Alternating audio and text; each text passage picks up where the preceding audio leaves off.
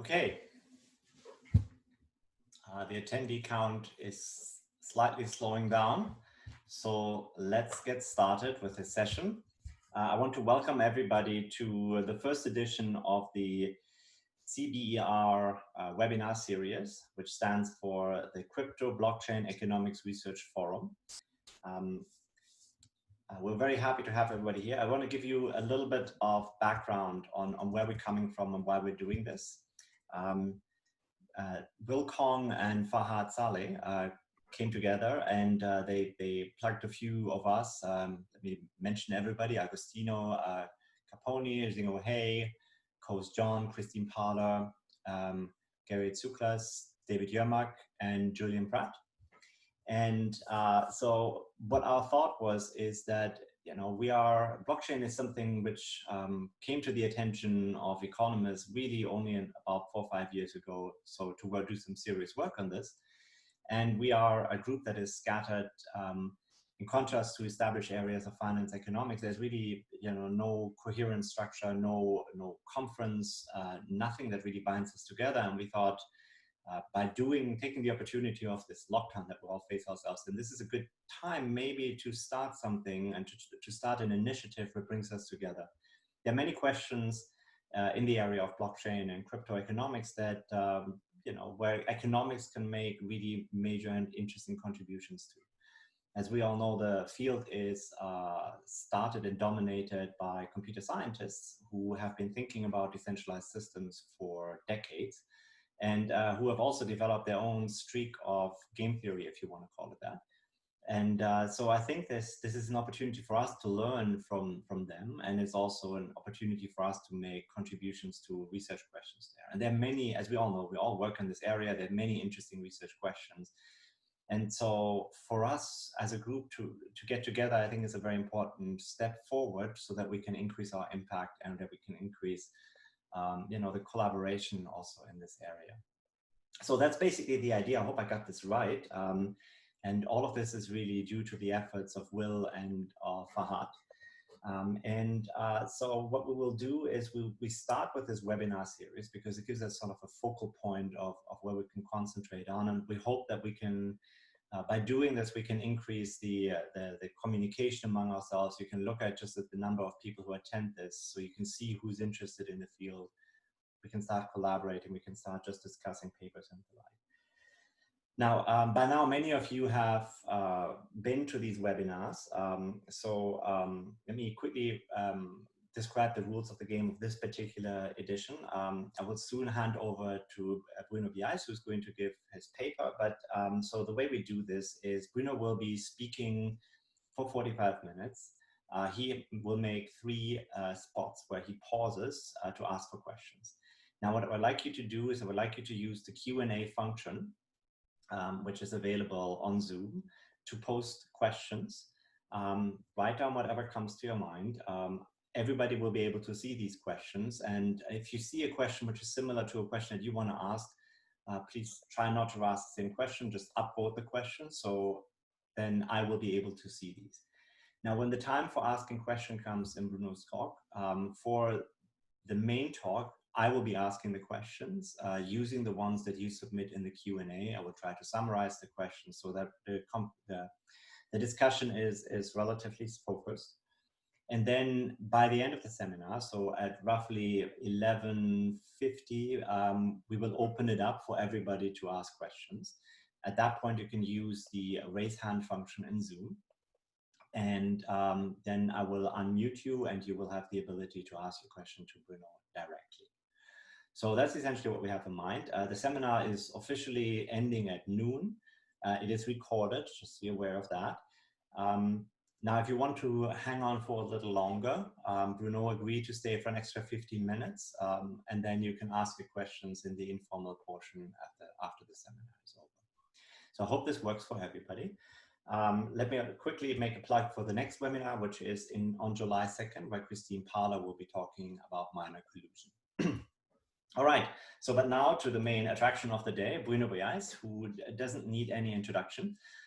He is one of the most prolific financial economists of our time. He's been editor of the Journal of Finance and and he's been on the editorial board of any of the major economics journals. Correct me if I'm wrong, Bruno, on that one. He has written numerous papers, theoretical, he's been involved in empirical projects. And the project that he's going to talk about now I think is something that's really exciting because it is a collaboration with people from computer science, where they're trying to merge methodologies to see how this affects the analysis of consensus algorithms. But I let Bruno talk about the details. Bruno, the floor is yours. Thank you very much, Andreas. It's really it's wonderful. Thanks a lot. I'm very happy to be with you and all the people here. It's a shame I can't see you. I can't be in the same room as you, and we can't go for a beer afterwards. I hope the time for beer will come soon. Will come back soon. But I see many names of friends and people I like a lot. So it's nice to have this way to still have interactions. And I hope in the near future we'll have more and better. So this work I'm going to tell you about today is, as Andreas said, it's work with friends of mine who are in computer science. So Yakole Amusu, Maria Potop, Sarah Tucci. And it's really exciting for me to learn from them, to try to learn from them about blockchains and distributed systems. And so in this paper, we basically, what we tried to do was to join forces to try to understand the workings of a consensus protocol based on committees. Okay, so let's go for it. Okay, so this is maybe not very informative to you. Blockchains are distributed ledgers which move with blocks, in which information is in blocks and we add one block to another. So the issue is, okay, how are we going to decide what's going to be in the next block? And to which block will the next block be chained? Because as you know, in the blockchain, we chain one block to another, and participants have the choice of deciding to which previous block to chain their block. And also participants have the choice of choosing what transactions to include in the block. And for the blockchain to work well, it must be that those choices are made well. And that's basically, we all agree that the choices are made well. And because it's a distributed system, there is no central authority that can check and control what people do. So we need people among themselves to come to an agreement. So in a sense, it's a form of internet democracy. And so the protocol is, in a sense, a way to organize, to propose an organization for this internet democracy. But again, since there is no central authority, participants could choose not to follow the protocol. So the question is, are they going to follow the protocol, and what's going to come out of this? So discussing with my friends, computer scientists, they told me that there are three important properties that we want the protocol to satisfy. we want termination, which means that we want the protocol to converge to accepting one block. Otherwise, if we don't accept ever any block, the blockchain won't work. We also want agreement. So we want the protocol to converge on one single block that everybody agrees this is the block that we are adding at this stage. And finally, maybe most importantly, we want the protocol to satisfy validity, which means that we want the block that we add to be valid. So what does it mean that a block is valid? It means that, well, the way in which it has been added to the chain followed the rules of the protocol, that the participants, the guys who added the block, did the right thing in the right way.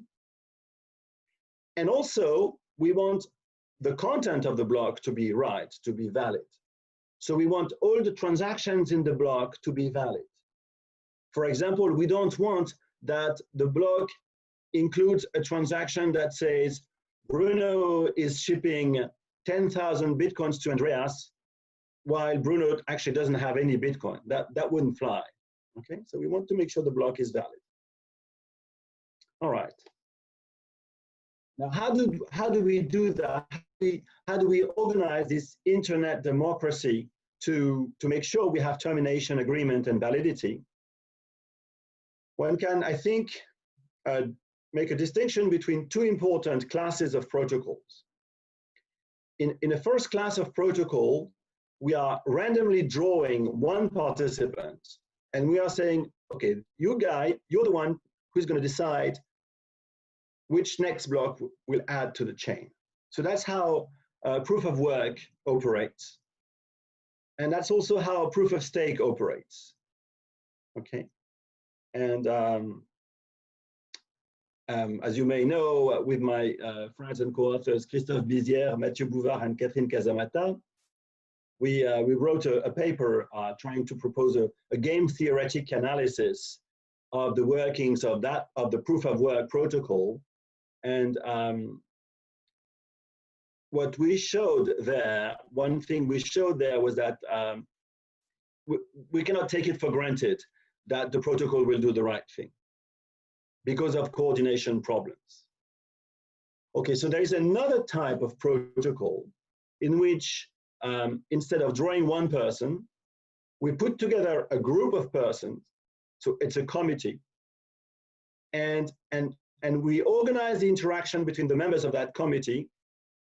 We organize some kind of voting process between those members.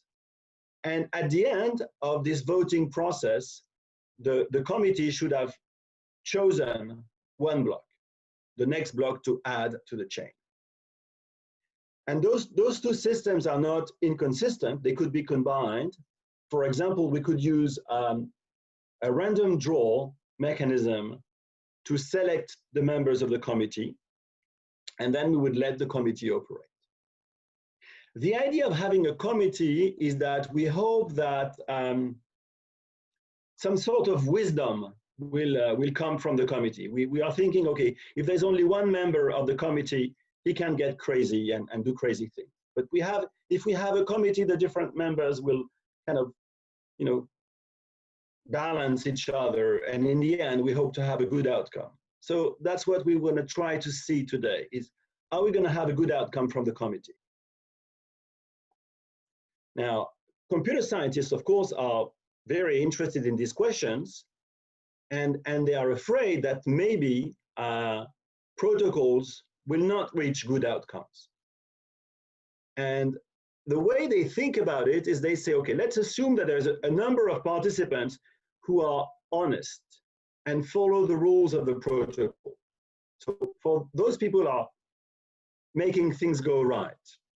But now let's assume that on top of those honest guys, we have some bad guys, horrible guys, adversaries. And these guys try to mess up the protocol. So what we would like to know is whether the protocol is robust to the presence of adversaries. And to make that robustness test very challenging, we are assuming that the adversaries are very powerful. So if the protocol is robust to the presence of powerful adversaries, that's good. So the way computer scientists are modeling this is very different from the way we are going to model it. And you will see that we are going to get different results than what computer scientists usually get. What computer scientists usually get is something like, if the fraction of bad guys is not too large, we're going to get a nice consensus. You see, we will not get that kind of result, not always. So that's the way the computer scientists are modeling things, and I'm an economist, and so I tend to use a different way to approach things. So in economics, we try to endogenize people's behavior. And I know that in computer science, some people do that also. I realize there's a lot of very interesting and deep research being done in computer science. So what we do in economics is we say, okay, we're going to model the choice process. We're going to write down what are the possible actions of the participants, what are their preferences, what are their beliefs. We're going to assume they're consistent, they're maximizing their rational, and then we try to look for an equilibrium outcome in this context. And the kind of equilibrium concept that we're using is Nash, or some kind of follow-up on Nash. So this paper is going to do that. We're going to try to use some kind of equilibrium concept that is in a sense Nash, and try to see if the equilibrium in the protocol will result in good outcomes. So now it's time for questions. Okay, very good. I'm going to start straight with a question from Harald Ulik. So he asked a question about axioms. So it's essentially, let me read out the question because I think he formulated it as well. I wonder whether it would be good to start with some axioms, which you perhaps already do. For example, Nakamoto started implicitly with the axiom that the system should be anonymous. Any IP address can contribute. So in some sense, that seems to, if you have anonymity, that seems to exclude a committee because you have a record of who has made a suggestion. Or is there a way that you can have anonymity and a committee? And then if I may ask, I'm going to add to that, there's also a question is this particular paper applicable also broader than to just the way of thinking about a committee in some form? So for instance, can we think about the proposed block as part of the proof of work protocol and the voting that happens thereafter in some sense of including in a blockchain is also some form of committee? Okay, so Harold's question. So I think there are two elements in Harold's question. One is axioms, and the other one is anonymity. I mean, I know they're related, but in a sense, there's a different flavor. So let me start with a simpler one, anonymity. Here, what we have is we have anonymity in the sense that people only see your public key. So you're a member of the committee. People see your public key, but they don't know your private key. They don't know who's behind the public key. So if you start doing horrible things and you don't want people to know it was you, well, then you can, after this interaction, drop the public key you were using and participate in the game with a different identity. So you can have many, many identities. So it's just the same as in Bitcoin. In Bitcoin, people can see your public key when you do something, but they don't know who's behind. So now the other question, which is a bit maybe deeper and more difficult to answer, is the question about having axioms. And so here I'm going to say something, I'm not exactly sure if what I'm going to say is right or satisfactory. In a sense, having axioms would be a bit similar to doing something like non-cooperative game theory or public choice kind of thing, in which you have axioms and you try to understand what they imply, for the interaction between the participants. So that sounds like a very interesting thing to do. I'm not sure I would have the skills to do that. What we're doing is, a bit more mundane, just, non-cooperative game theory. So I don't know if that answers well the question. And for your question, Andreas, it's also a very deep and interesting question. You're saying, oh, but I think you're saying that, you will tell me if I misunderstood. I think you're saying we should think about the use of those protocols to reach decisions on other things than blocks. For example, if we are thinking about the governance of the blockchain and we want to make a decision on the governance of the blockchain, maybe we could use the protocol, the committee-based protocol, to reach a decision. And that sounds like a very intriguing and interesting suggestion. I don't know what to say on it, but I think I would like to be able to work on this. Well, there we see, there's lots of questions that are still outstanding that require some answers. There's a few follow-up questions that came from Harald. I think the first one is from Will. It's more of a clarification question. So, and I think you have answered it, but I'm still going to ask it. So he asks, can we think of the committee as maybe as nodes which have a higher probability of giving right answers, which have a good reputation of some form? That's probably the way to think about this. Is this correct? I think it's a great idea. It's a great way to think about it. You will see that in this paper, we are not modeling the choice, the selection of the members of the committee. We are not doing that because we only do one small step at a time. But I think that the question of the selection of the members of the committee is a very important question. And that the question we just heard, that maybe we should try to enlist reputable members, sounds like a great idea. And I believe it's urging us to think about that, about the dynamics of the protocol and how do we select members, possibly based on their observed behavior, and how that affects the way in which people behave. So that's a really interesting and important set of issues which this paper, this limited little paper, is not going to address, but I think it's an important question.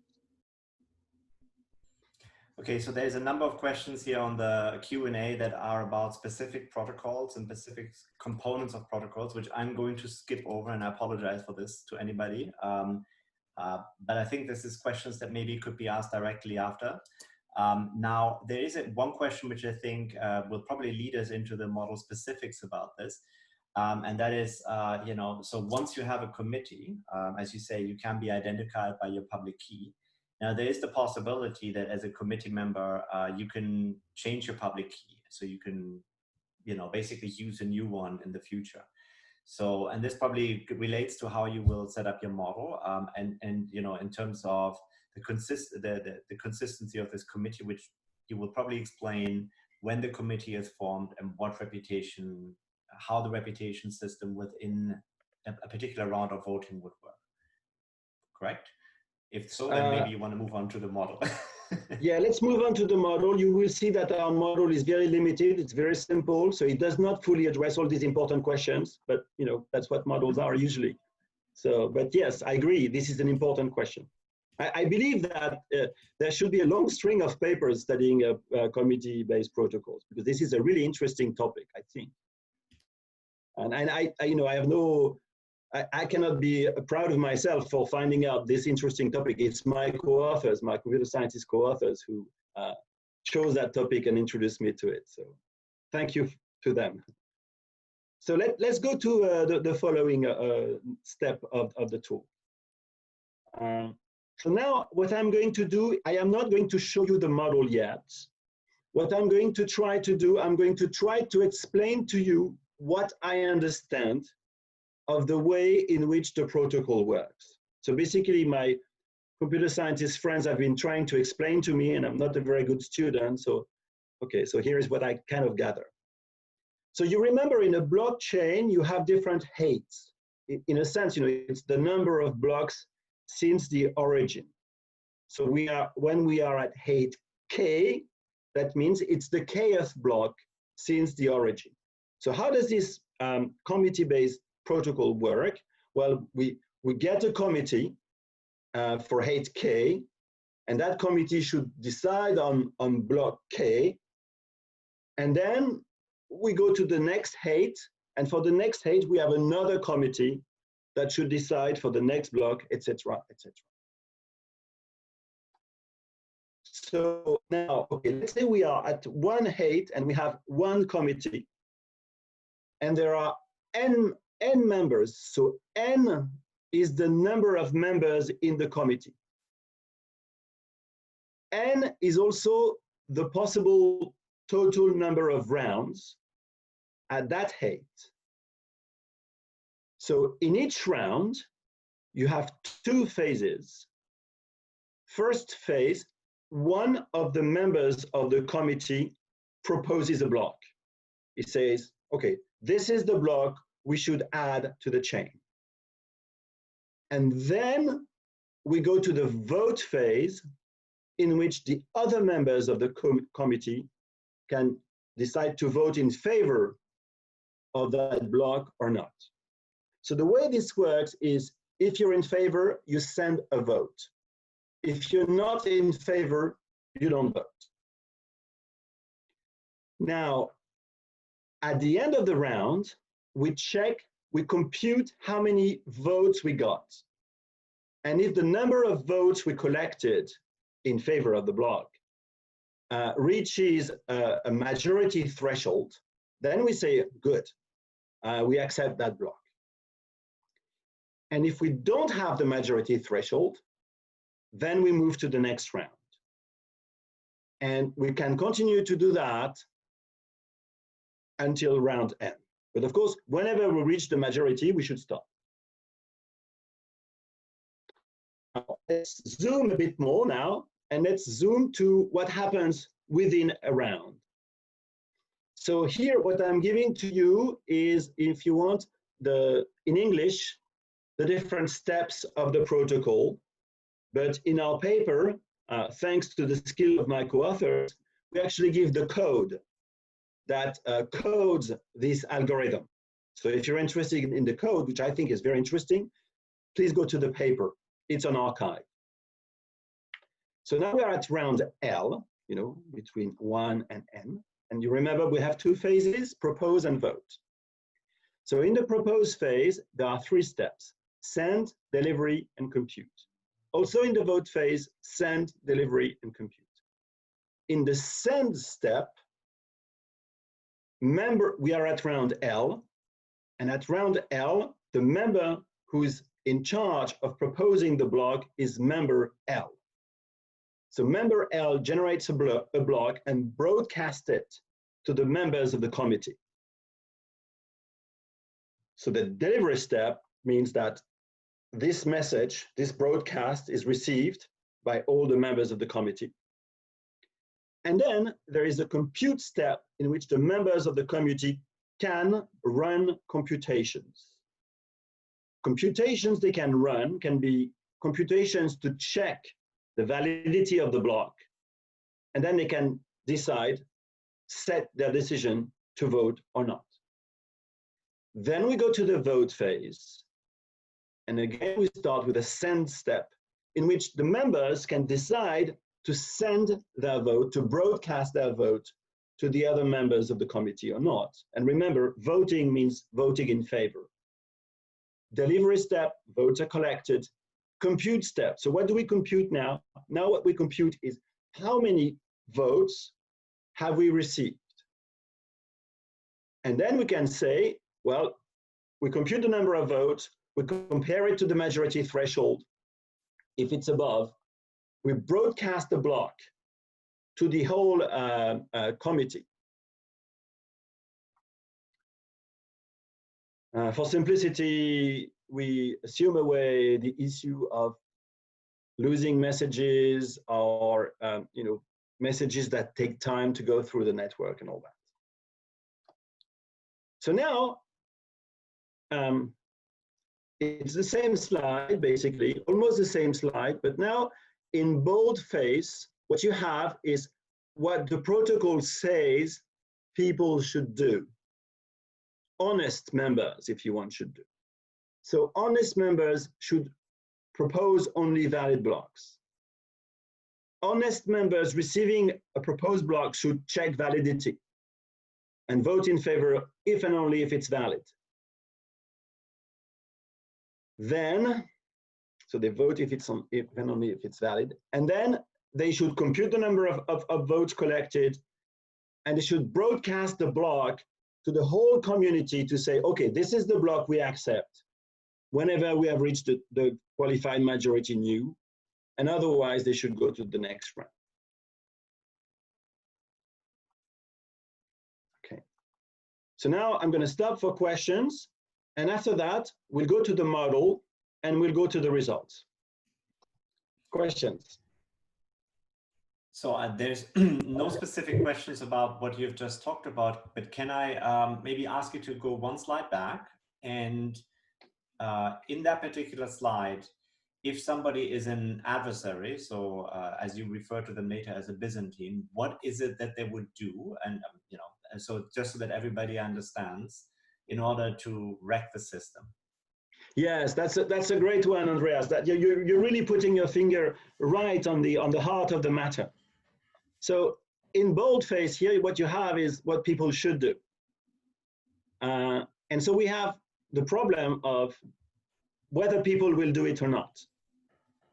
And the adversaries, what they could try to do is to mess up the system by not doing the right thing. So here, for example, instead of generating a valid block, they would generate an invalid block and propose it to the others. And here, you know, if you're an adversary and you receive a block, well, if that block is valid, then you will decide not to vote in favor of it in order to mess up things. Another thing you can do if you're an adversary is, instead of sending the same proposed block to everybody, you could send different blocks to different people in order to prevent agreement.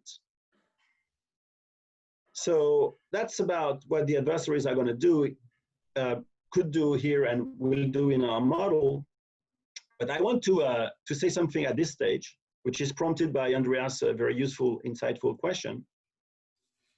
The difference between our approach and the approach usually taken by computer scientists is that, well, in computer science, you have adversaries who mess up and honest people who follow the protocol. Now, what we have is we are economists. And so on top of those categories of people, we also have just self-interested guys. And those self-interested guys, what they do is they try to maximize their profits. Now, whether they will follow the protocol and do the right thing or not will depend on whether it is profit maximizing or not. So you could have self-interested guys doing the wrong thing because it's rational for them to do it. And that's really, I think, maybe possibly the contribution of economics to the analysis of blockchains. One of the contribution of economics to the analysis of blockchain is to really emphasize that effect. Okay. Okay, so then there's a question about the number of rounds that you have available. And I think this sort of also just relates to some of the details of the model. So as I understand it, you have a round robin mechanism. So when the voting round starts, or the proposal round starts, you pick one person who gets to form a block essentially, and then people get to vote on that one. So the question here that was there is the number of rounds bounded by n? So that's the number of committee members. Yes, that's a good question. So here I said, okay, let's have only n rounds. Of course, the problem with that is if things go wrong, we could end round n and still have no accepted blocks and still have no termination. So one could think, to avoid that, let's authorize more than n rounds. And if we haven't reached agreement by round n, let's continue. What I will show to you in the analysis of the model is that this actually will not help. allowing for more than n rounds will not solve the non-termination problem that I will show you. Okay. But can I just ask for clarification? So in each round, so suppose there's there's an n number of people that, is it true that after, in each round, I am equally likely to be selected, or is this essentially like polling without replacement? Yeah, that's a very good point, Andreas. I should have clarified that. It's without replacement. It's drawing without replacement. Basically, what happens is that the committee members, each one of, so there is basically a ranking of the committee members. When the committee is selected, we all learn that, okay, this public key is number one, committee member number one, and we'll get to propose the first block. This second public key is number two, and we'll get to propose the second block if the first one has not been accepted, etc., etc. I'm sorry, I don't want to hug the conversation, but doesn't that give its own incentives of for rational people to even screw up with the system? Because if you or somebody wants to double spend, you can use that particular round to do your double spending. That's right. That's right. You could do that. That's an interesting point.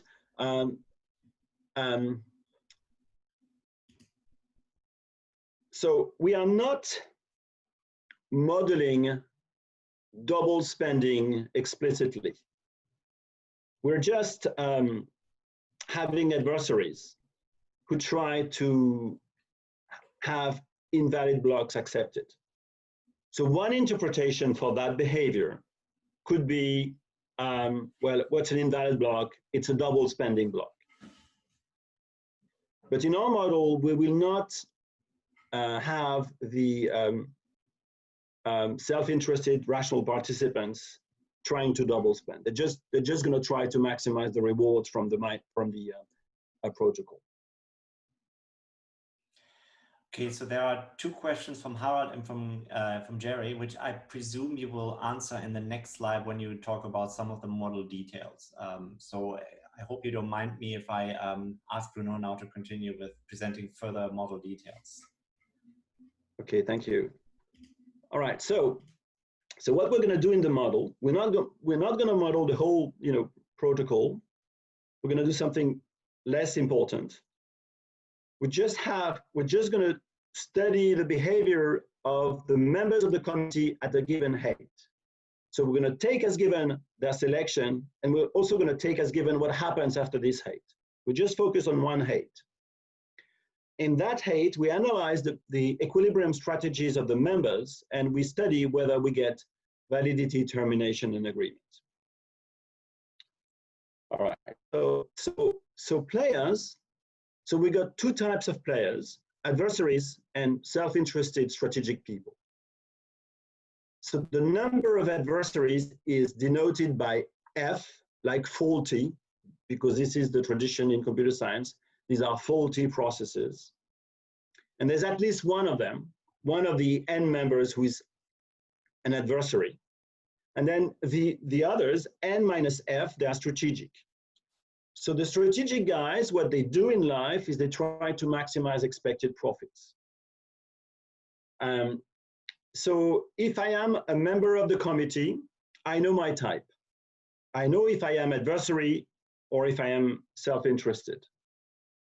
I do not know the types of the others. Well, if I am a self-interested guy, I do not know the types of the others. So there is asymmetric information. However, in line with the tradition in computer science, we want to assume that the adversary is very powerful. So we're going to assume that this guy, the adversary, knows the types of all the guys. So in a sense, the F adversary players, it's as if it was one player. They coordinate very well with one another and they know each other. All right. The number of players, M, as well as the majority threshold are common knowledge. The number of adversaries, F, can be random, can be a random variable, but the support of this random variable is such that F is lower than nu, which means that the adversaries don't have the majority, and nu is lower than n minus F, which means that the self-interested guys have the majority. Putting these two assumptions together implies that the number of bad guys is lower than half the size of the population. So these kind of assumptions that there are not too many bad guys around are very often in computer science. What they do is they analyze the behavior of the protocol for a given F, and then the kind of result they will get is, oh, if F is sufficiently low, is lower than a threshold, for example, n minus 1 over 2, then we're fine. The protocol will have good properties. What we will show in this paper is that, no, it's not like that. Once you allow for self-interested profit maximizing participants, results are different. Now, another thing I want to say about the participants is that all the participants in our game are rational. They maximize something. They have rational beliefs about the strategies of the others. The difference between the adversaries and the strategic guys is just that they have different information and different preferences. And this is an empirical example of adversaries. So how do we model adversaries? We assume they have lexicographic preferences. So what they like most in life is to have several invalid blocks accepted. So that really gives them a kick. Because in this case, we have no agreement and no validity. Okay, if they cannot get this, at least what they would like to get is to have one invalid block accepted, because then we don't have validity. If they cannot get this, what they would like is to have no block accepted at all, no termination. Or if they cannot get this, they would like to have, well, okay, we're going to accept valid blocks, but not only one, more than one. And then finally, if they're unable to mess up the protocol, then things will go right, which will make them feel very miserable because they're bad guys. Okay, so now let's look at the action space and the costs and benefits, which are, the costs and benefits are important for the S types. They want to maximize profits. All right, so a very important assumption in what we do is that we assume that participation in the protocol is not costless. So when you have to compute things, you use your machine, you use the memory in your machine, you use electricity. Also, when you want to send things, also it's costly. So those costs can be very small, but they're not zero. And that's going to play a very important role in our analysis. So what are the actions we can take? Well, when we are a proposer, we can select a valid or an invalid block and broadcast it or not. When we receive the proposal, we can decide whether to check the validity or not. And checking validity involves computation, therefore it's costly. The cost is C-check. And then we can decide to send a vote to express support for the block, and that's also costly, cost C-send. Importantly, whether you check validity or not is not directly observed by the others, but whether you send a vote or not is directly observed by the others. All right, so that's the cost. What are the benefits? Well, if we accept a block, and I'm a participant, and I voted in favor of that block, then I got a reward, R. And we assume that reward is larger than the cost.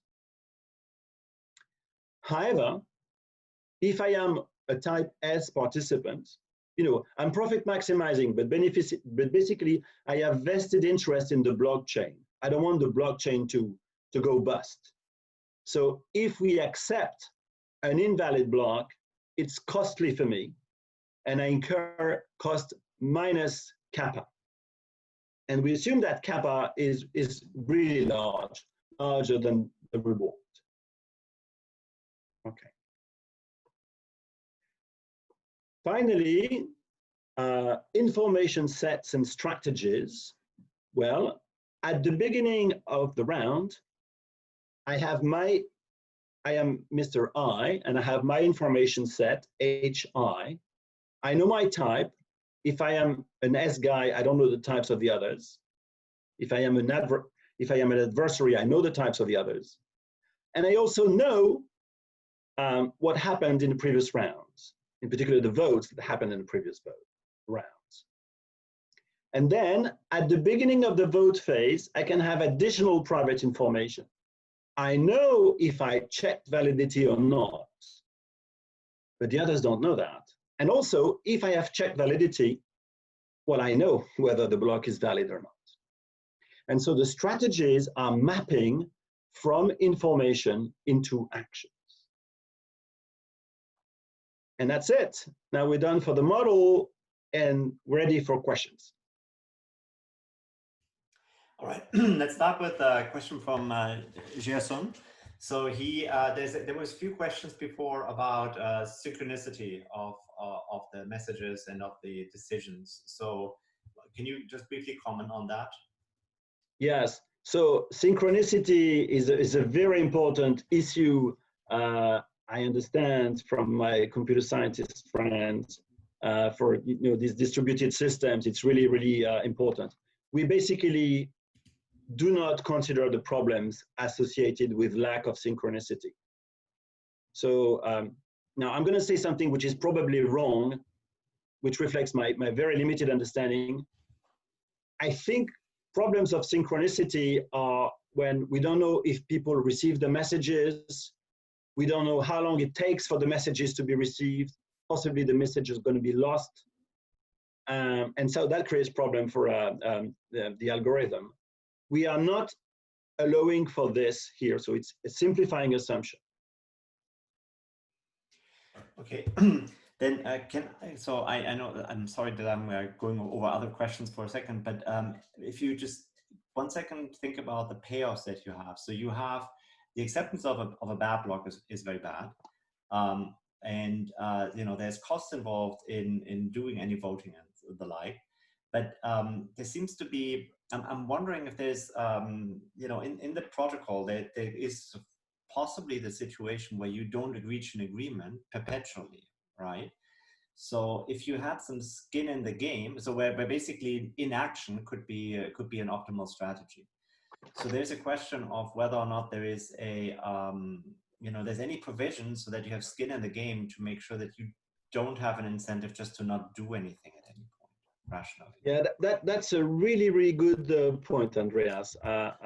We do not have this currently in the model, but I feel we should. So I'm gonna work on extending the model to take on board your suggestion, because indeed, what we will see is that in equilibrium, we could very well end up not accepting any block and not having termination. And I could see that this should be costly in a way that is a bit similar to that cost. So I'm going to work on seeing what happens if we include that additional cost. Thanks a lot, Andreas. That's a great suggestion.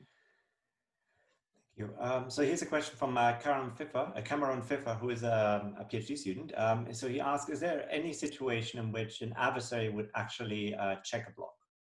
So what he means is accept the block.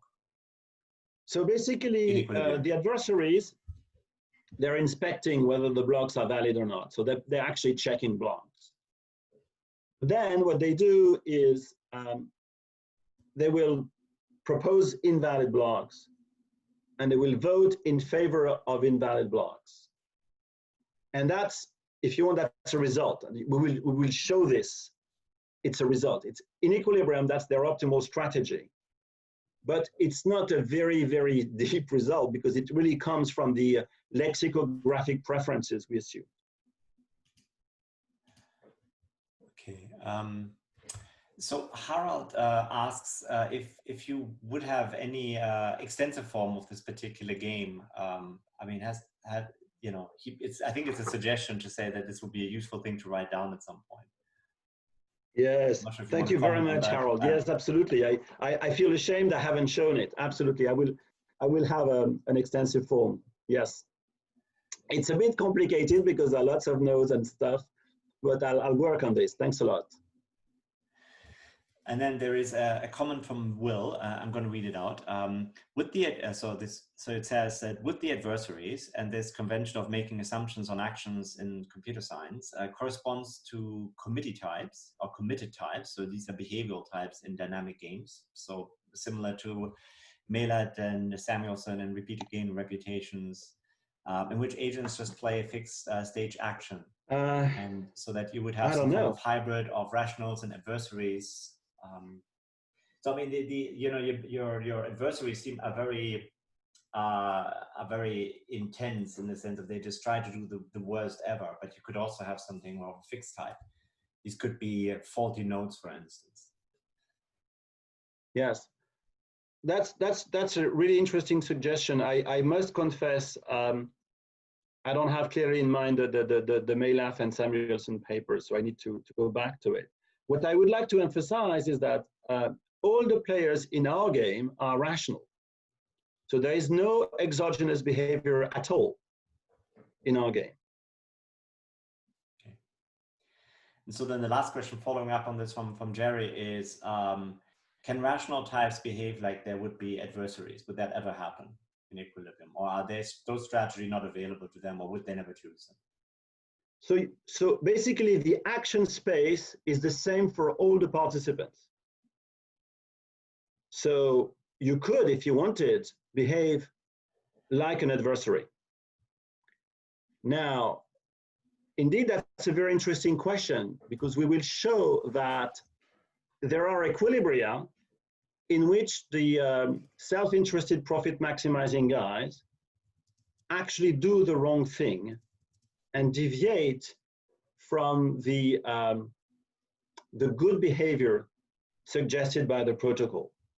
So in that sense, their behavior is, if you want, similar to the behavior of an adversary.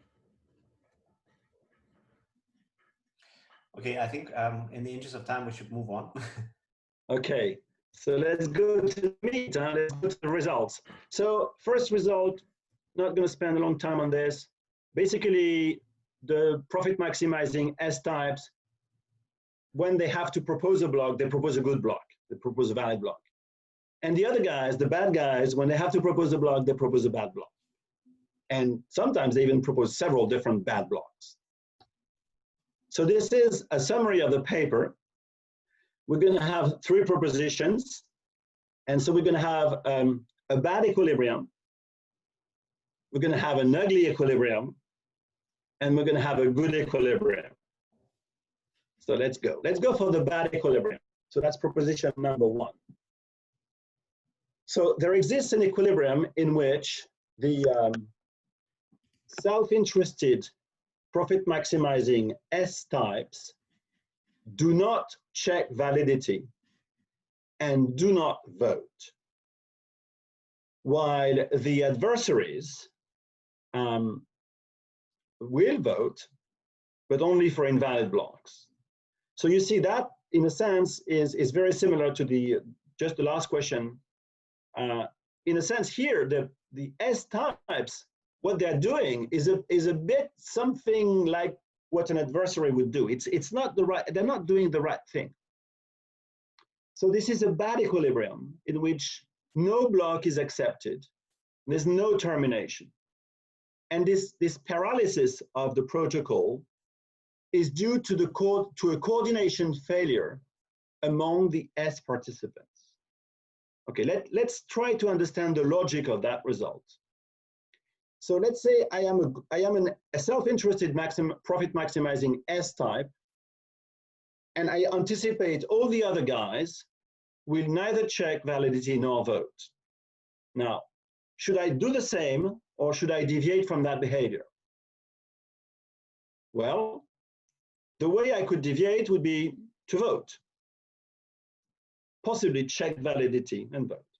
Now, if the block is valid, there will be only one vote in favor of that block. That's going to be my vote.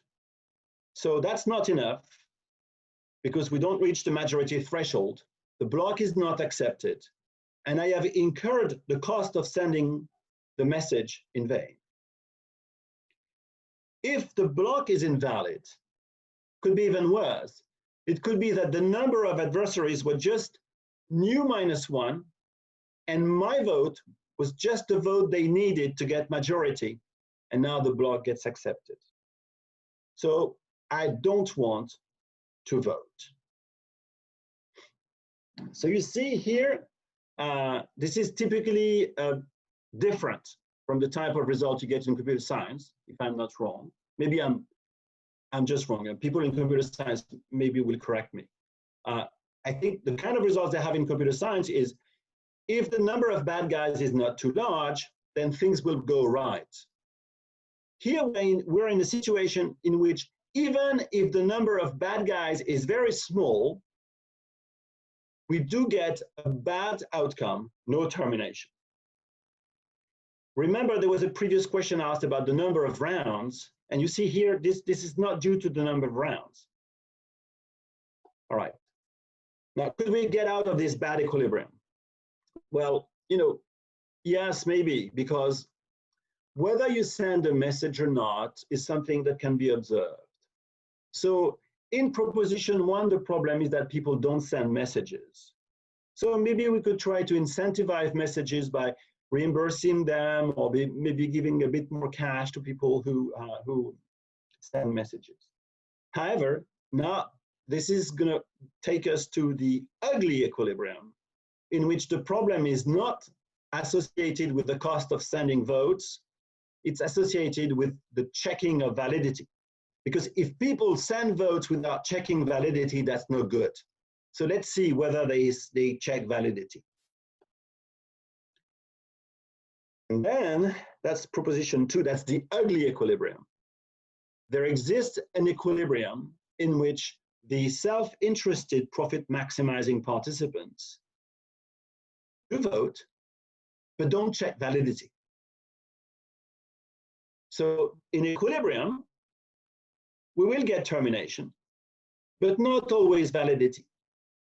If the block was proposed by an adversary, it was an invalid block because we all voted in favor of that block. We now have accepted an invalid block.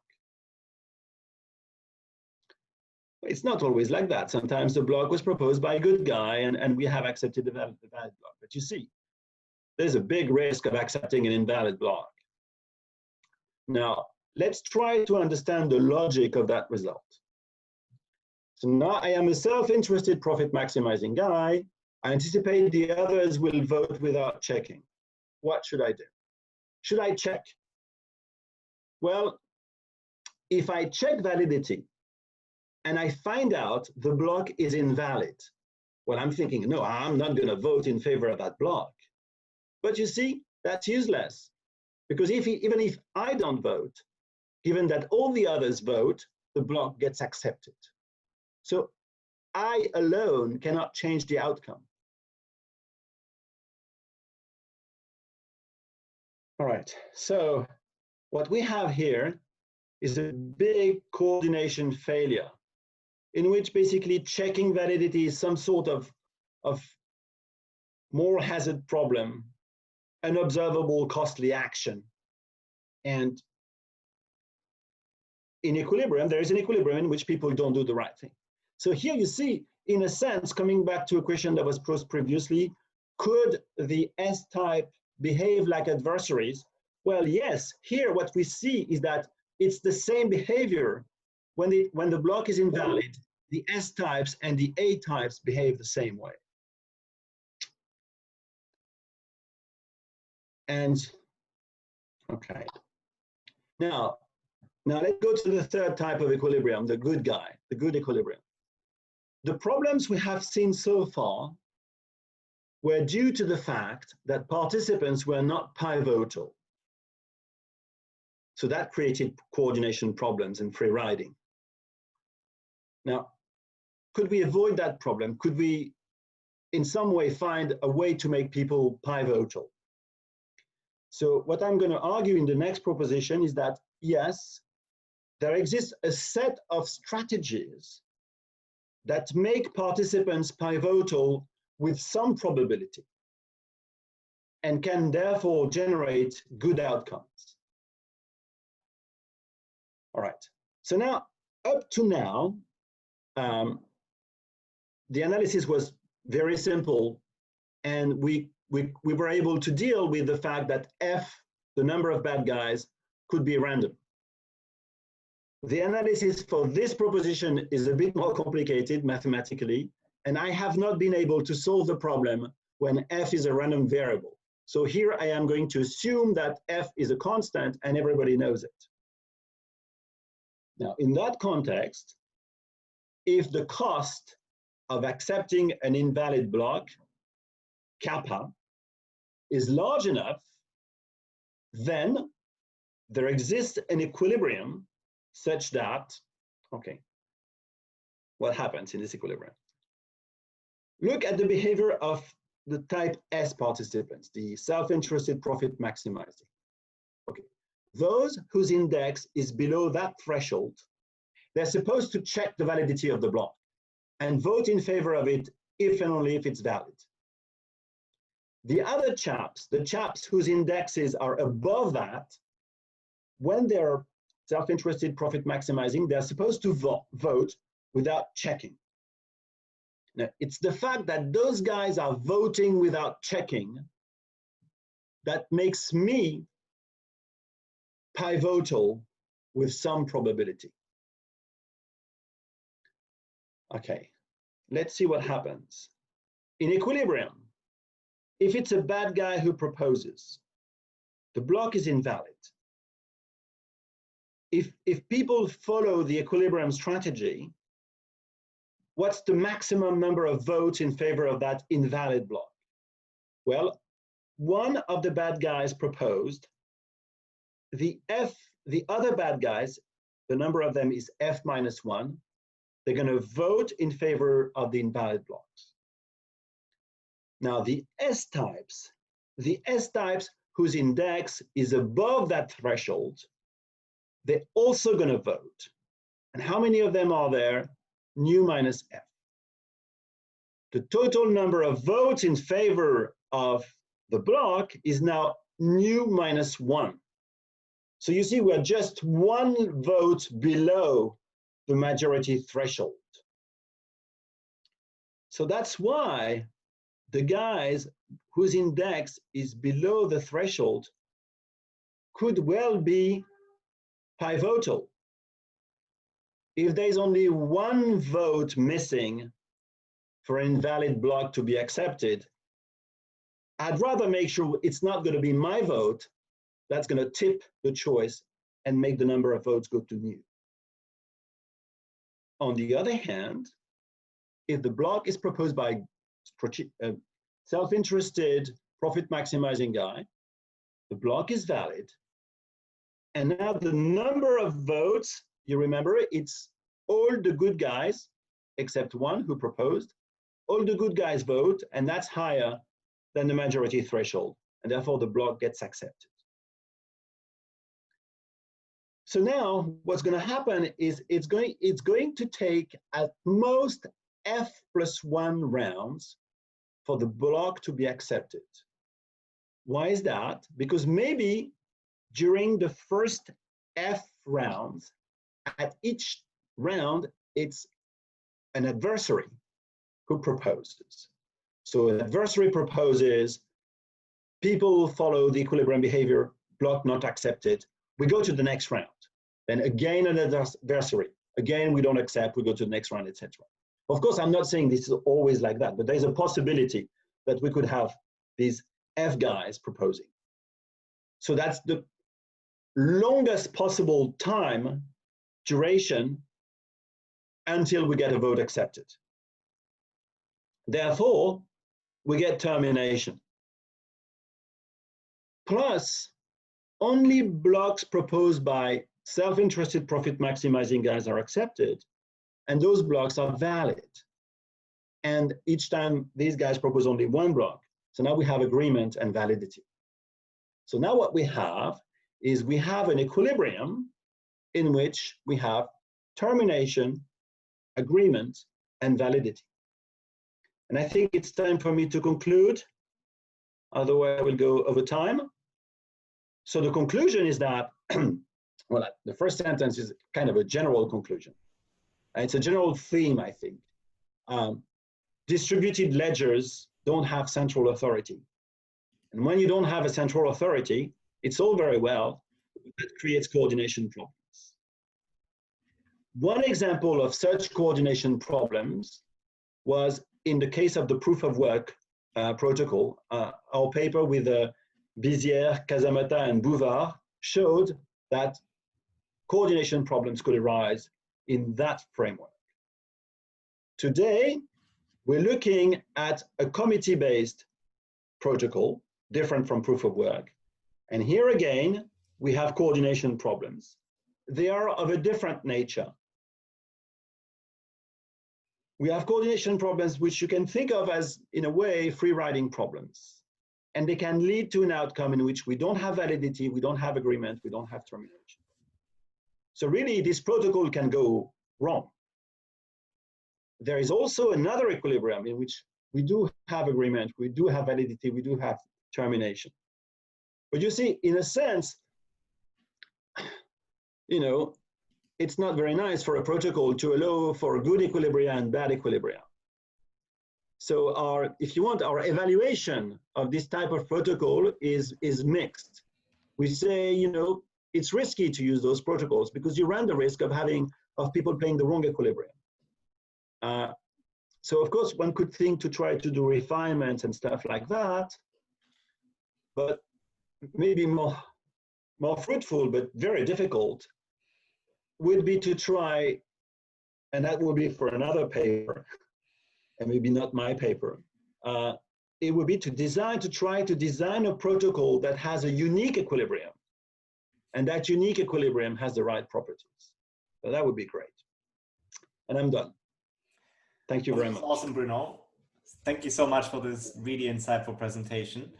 I will now like to open the floor up to questions. To do this, what you would have to do is you have to raise your hands, and then there's a raise hand function, and then I would enable you to speak.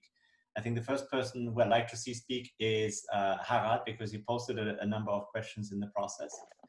And, you know, he has questions about exhaustiveness of equilibria, so the unique equilibrium would be nice to have. Harald, could you raise your hand so that I can allow you to talk?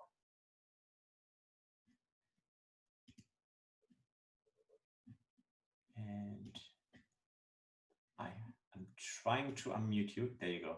Okay, wait a second. No, I'm not muted. Okay, good. Yeah, very interesting talk, Bruno. I mean, thanks for doing this. I mean, I guess I had two questions. One was, I mean, this is a complicated game, right? So Yeah. I understand the challenge in understanding what's going on, and so applying the full power of game theory to something that is elaborate is a huge challenge. So congrats on that. One could take a step back, and you know, I don't know how one would do this in this complicated setting. Maybe one needs some simplification, but sort of a mechanism design question, right? I mean, there's an outcome here that you want valid blocks accepted. There are certain pieces of information that people have. You don't know what the other, you know, honest players do, and you have your self-interest and so forth. And then mechanism design, you know, we set out to create rewards to try to see whether we can achieve the outcome, right? So the solution to mechanism is game theory, but the mechanism design goes beyond that, essentially designing the game. And I'm just wondering whether there's a general theorem here that, you know, I mean, you're pointing at a problem in the conclusion, but it rides on specifics of the game theoretic structure that a priori may not be necessarily tied to using committees. The other question that I had was more of a technical one, whether these are all the equilibria with the mixed strategy equilibria. You probably don't want to answer that. in any game theory talk. I feel it's good to ask. Thanks. Yeah, thank you very much, Harold. I really appreciate your engaging so nicely in the paper. And it's nice to hear you, although I would rather see you and have a drink with you, but maybe another time. Drink sounds good. We'll do that sometime. So yes, thank you very much for these really important questions. First, you mentioned the fact that the game is complex. I would like to say that the actual protocol that they actually use in practice is more complex. So what I've shown to you is a simplification of what they do. Now, second point, really deep and important point you're making on mechanism design. I think this is really, to me, it's really the direction this line of research should take from now on. But that's going to be very difficult